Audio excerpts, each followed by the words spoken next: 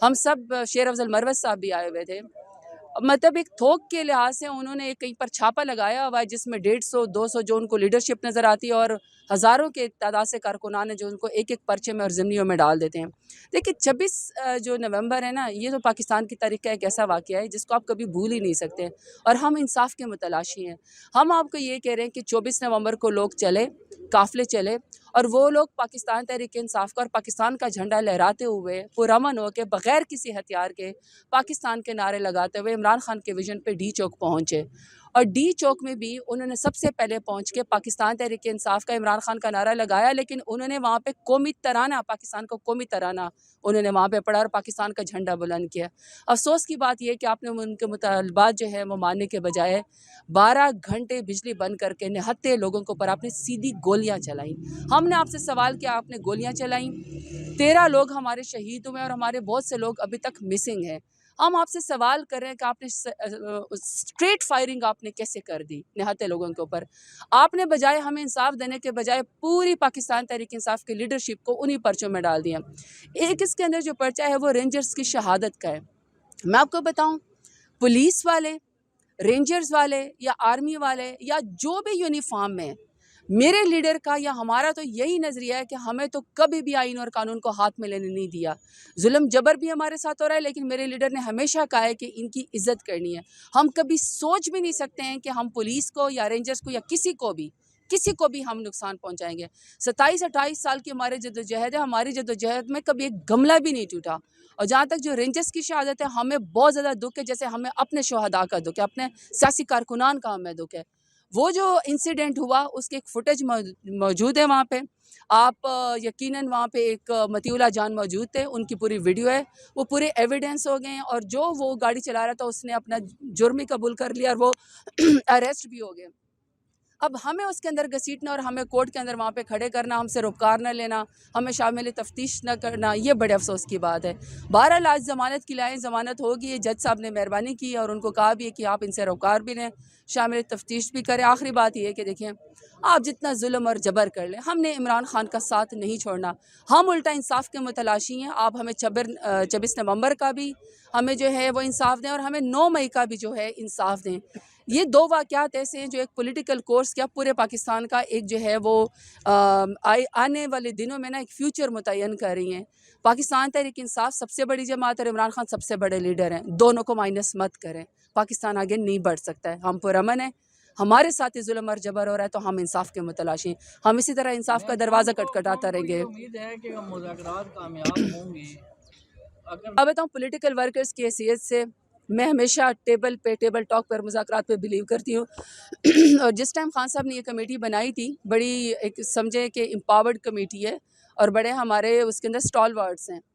میں وہاں پہ اڈیالہ جیل میں بوگس کیس میں خان صاحب سر اڈیالہ جیل میں موجود تھی. تو خان صاحب نے میرے سامنے تھے اور کمیٹی بنائی تھی، اور خان صاحب اس وقت جو ہے نا 30 ڈیز کی سالیٹری کنفائنمنٹ سے نکلے تھے. انہوں نے اپنی ذاتی کوئی ریلیف نہیں مانگا تھا. انہوں نے قوم کے مفاد کی خاطر ایک کمیٹی بنائی. میں بالکل بھی وہ نہیں سوچ سکتی ہوں کہ میں اس کو سوچوں کہ خدا نخواستہ یہ ناکام ہو جائیں.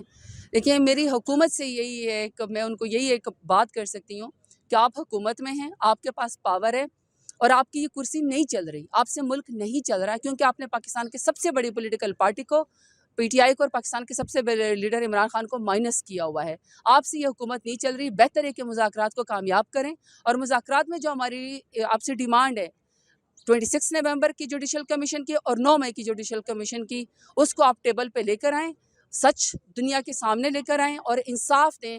اور جو ہمارے اسیران اس وقت جیلوں کے اندر ہیں، میرے لیڈر عمران خان سمیت، ضمانتوں میں دخل مت ڈالیں.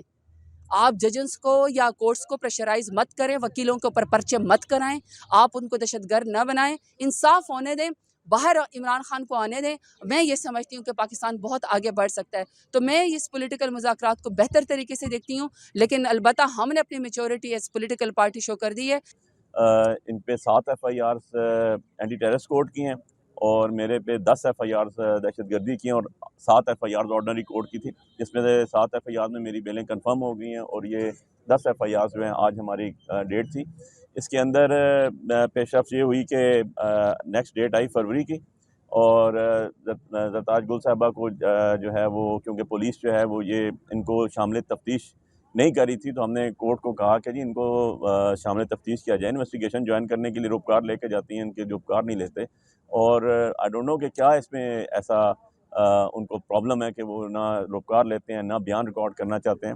اس پہ جج صاحب نے کہا کہ آپ اپنا بیان بھی ریکارڈ کرائیں اور ان کا جو ہے وہ روپکار بھی وصول کریں.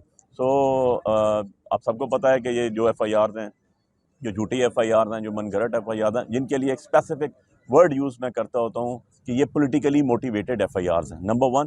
اور نمبر 2, ایک اسپیسیفک ورڈ میں یوز کرتا ہوتا ہوں کہ جو لیجسلیشن ہوئی پچھلے 1 سال کے اندر, جس میں 3 گھنٹے کے اندر جلسہ ختم کریں, جیسے ہم کوئی بایولوجی اور کیمسٹری کا پیپر دینے آئے ہوئے ہیں, اور اس کے اندر جو لیجسلیشن ہے وہ بھی پرسن اسپیسیفک لیجسلیشن کی گئی. سو آج جو ہے ہم لوگ عدالت سے بڑی امید لے کر آئے ہیں کہ یہ ہمیں انصاف مہیا کریں گی.